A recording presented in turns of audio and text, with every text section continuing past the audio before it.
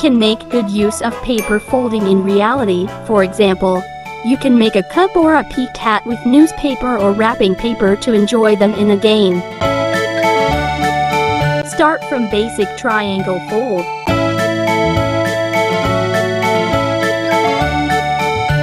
Divide into 3 parts and fold toward center.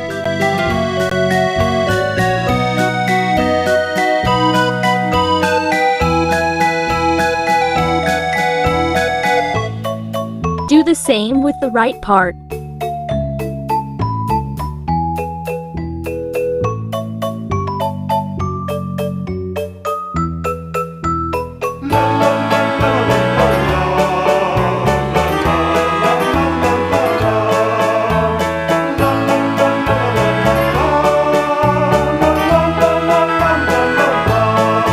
Fold up.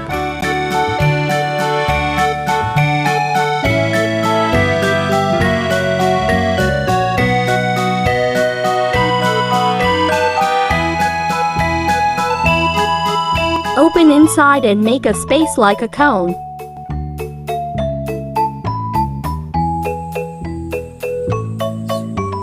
Upside down. It can be a cone-shaped bag to put cookies and candies in it.